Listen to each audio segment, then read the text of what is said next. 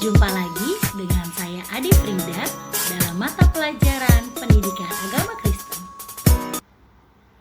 Kalau minggu kemarin kita sudah belajar tentang bertumbuh menjadi dewasa, bagaimana seseorang dinyatakan dewasa bukan hanya secara usia, tapi juga berdasarkan sikap dan perilaku.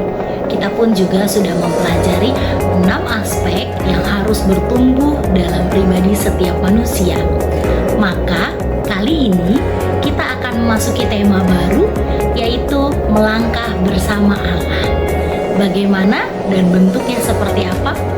Mari kita simak materinya.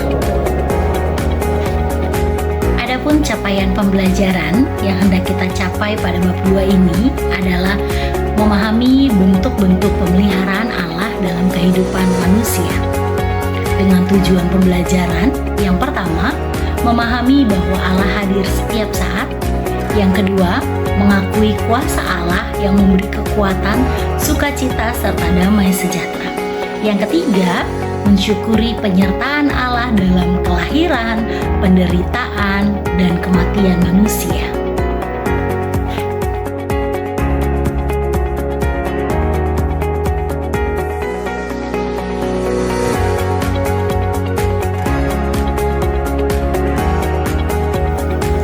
Apa tujuan melangkah bersama Allah?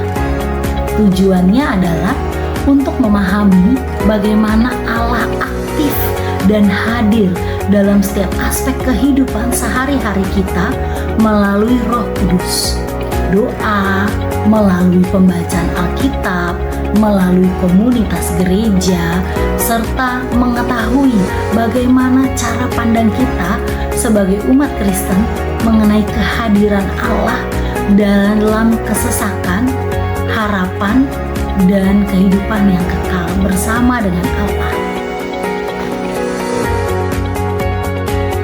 Apa sih pengertian melangkah bersama Allah?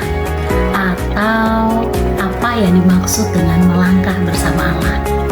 Melangkah bersama Allah artinya menjalani hidup dengan kepercayaan penuh pada kehadiran, kasih, dan penyertaan Tuhan dalam setiap langkah kehidupan kita. Ini berarti mengandalkan Allah dalam segala situasi, baik itu situasi sulit maupun situasi senang, dan selalu berusaha mengikuti kehendak Allah. Atau dapat kita katakan bahwa melangkah bersama Allah adalah menjadikan Tuhan Allah sebagai satu-satunya pusat kehidupan.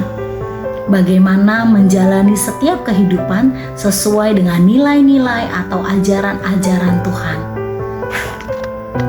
Ketika kita membahas melangkah bersama Allah, maka akan timbul satu pertanyaan dalam hati kita.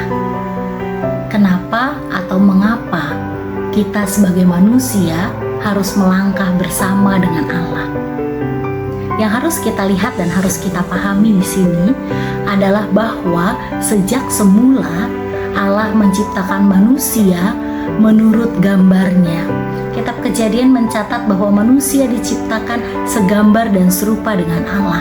Artinya bahwa manusia diciptakan menurut gambar Allah. Sehingga manusia memiliki kemampuan, memiliki panggilan untuk membangun hubungan yang mendalam atau hubungan pribadi dengan Allah, sehingga manusia mempunyai kerinduan untuk akhirnya hidup dan tinggal di dalam Allah. Dalam hal ini, kita bisa lihat kehadiran Allah dalam hidup manusia, yaitu dalam bentuk Roh Kudus. Seperti yang dikatakan bahwa aku akan meninggalkan roh penolong di dalam setiap manusia, yaitu Roh Kudus. Dalam kitab Yohanes 14 ayat 16-17 dikatakan bahwa Roh Kudus sebagai penolong dan pembimbing yang diberikan oleh Allah untuk menyertai umatnya. Berarti bukti kehadiran Allah dalam hidup manusia adalah Roh Kudus. Roh Kudus hadir untuk membimbing, untuk menghibur, untuk membantu manusia dalam hidup kekristenannya. Kehadiran Roh Kudus adalah jaminan bahwa Allah tidak meninggalkan umatnya. Allah selalu mendampingi manusia dalam perjalanan iman mereka. Rasul Paulus belum pernah mengunjungi jemaat di Roma, yang pada saat itu ternyata jemaat di Roma sudah terpecah atau terbagi menjadi dua kelompok, yaitu bangsa Yahudi dan non-Yahudi. Di antara kedua kelompok ini mengalami ketegangan. Karena hal ini, Paulus menyadari perbedaan pendapat yang ada ini. Bagaimana keduanya mengklaim bahwa mereka adalah yang baik. Dapat dikatakan bahwa keselamatan hanya dapat diperoleh karena iman percaya dan bukan karena perbuatan baik yang manusia lakukan. Namun, Rasul Paulus mengingatkan bahwa penderitaan karena mempercayai Yesus Kristus tidaklah sebanding dengan kemuliaan yang akan kita terima saat bersama-sama dengan Allah. Hal ini menunjukkan bahwa kasih Allah bukan hanya untuk kelompok tertentu saja, atau bisa kita bilang kasih Allah tidak hanya untuk satu golongan tertentu, tapi kasih Allah berlaku untuk semua. Kasih Allah hanya bisa dirasakan atau hanya bisa diterima ketika manusia hidup dalam ketaatan dengan Allah. Atau dengan kata lain, ketika manusia ingin merasakan kasih Allah, maka manusia harus percaya lebih dulu pada Tuhan, atau manusia boleh lebih dulu mengandalkan Tuhan untuk akhirnya dapat merasakan kasih yang Tuhan berikan. Kita akan lihat perjalanan beberapa tokoh. Kita lihat ada satu orang anak yang dilahirkan dalam keadaan yang memprihatinkan. Dia tidak mengetahui siapa ayahnya. Dia juga tidak tahu kelengkapan keluarganya seperti apa. Lahir di keluarga yang sangat miskin ekonomi, kemudian ibunya pun mengalami sakit. Ya, bagaimana dia lahir tanpa ayah? Dapat kita bayangkan bagaimana sanksi sosial yang diterima oleh anak ini. Di usianya yang masih sangat muda, anak ini sudah harus bekerja keras, sangat giat sekali bekerja keras, karena dia harus membiayai hidupnya dan juga membiayai ibunya. Sampai di satu waktu, sang anak ini bertemu dengan seorang pendeta yang memberikan ia motivasi, kata-kata semangat, sampai akhirnya ia memutuskan untuk memutar balik kehidupannya, untuk berbalik 180 derajat, untuk berjuang dan bersemangat untuk hidupnya. Sampai akhirnya dia mulai bekerja giat, dia mulai terus berusaha, sampai dia bisa membiayai sekolahnya, bisa membiayai kehidupan orang tuanya atau ibunya. Semuanya terjadi berkat doa orang tuanya. Siapa sangka kalau ternyata anak yang saya ceritakan ini adalah merupakan Menteri Keuangan Amerika Serikat, yaitu Ozzie Taylor Morton.